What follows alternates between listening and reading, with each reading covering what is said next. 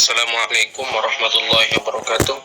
Perkenalkan, nama saya Muhammad Wahidin Rashid dengan NIM 210102098, kelas 5C PBA, mata kuliah evaluasi pembelajaran.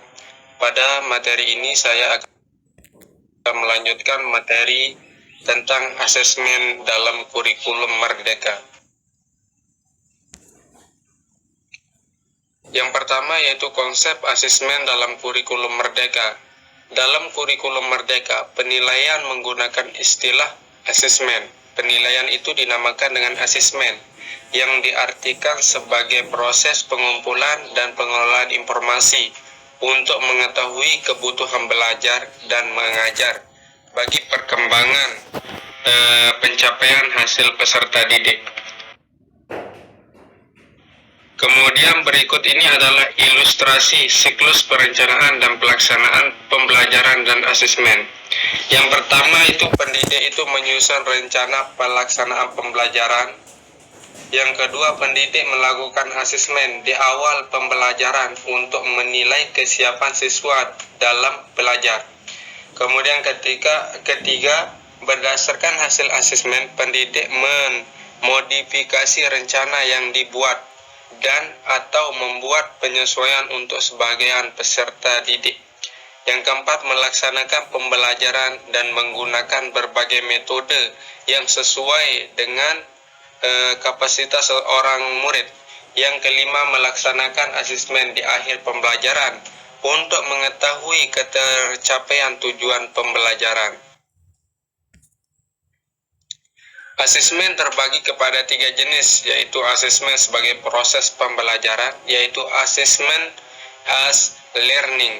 Yang kedua, asesmen untuk proses pembelajaran, yaitu asesmen for learning, dan asesmen pada akhir proses pembelajaran disebut assessment of learning.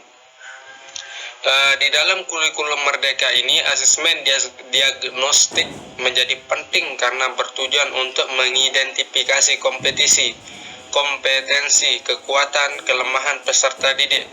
Hasilnya dapat digunakan pendidik sebagai rujukan dalam merencanakan pembelajaran sesuai dengan kebutuhan pembelajaran peserta didik. Kemudian yang B yaitu prinsip-prinsip asesmen pembelajaran. Ada beberapa prinsip asesmen yang harus diperhatikan, yaitu yang pertama, asesmen merupakan bagian terpadu dari proses pembelajaran. Kedua, asesmen dirancang dan dilakukan sesuai dengan fungsi asesmen tersebut. Kemudian yang ketiga, jenis-jenis asesmen dalam kurikulum Merdeka. Ya, setidaknya ada 3 jenis, yaitu asesmen diagnostik dibagi menjadi 2, yaitu asesmen diagnostik non-kognitif dan diagnostik kognitif. Yang kedua, asesmen formatif. Yang ketiga, asesmen sumatif. Kemudian yang D, merencanakan asesmen pembelajaran. Apabila pendidik menggunakan modul ajar yang disediakan, maka ia tidak perlu membuat perencanaan asesmen. Namun, bagi pendidik yang mengembangkan sendiri rencana pelaksanaan pembelajaran, perlu membuat modul ajar, modul yang dipakai untuk mengajar.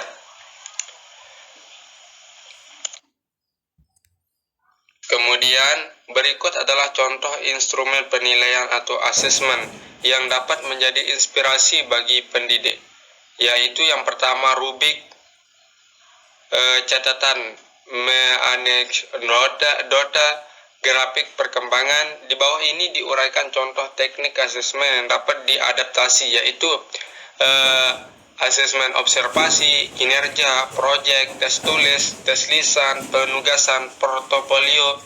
Dengan demikian, kriteria yang digunakan untuk menentukan apakah peserta didik telah mencapai tujuan pembelajaran dapat dikembangkan oleh pendidik dengan menggunakan beberapa pendekatan, di antaranya menggunakan pendeskripsian, menggunakan rubrik, menggunakan skala atau interval nilai.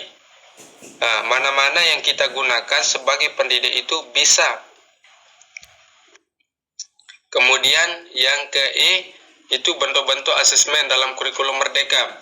Setidaknya ada dua bentuk asesmen dalam kurikulum Merdeka, yaitu ada yang tertulis seperti jurnal, esai, poster, dan tes tertulis, dan tidak tertulis seperti diskusi di kelas, drama, produk, presentasi, dan tes lisan.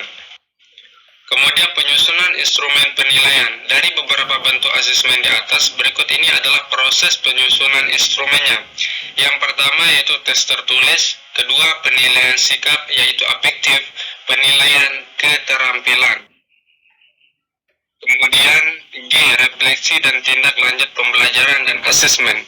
Asesmen tanpa umpan balik hanyalah data administratif yang kurang bermanfaat untuk peningkatan kualitas pembelajaran dan asesmen.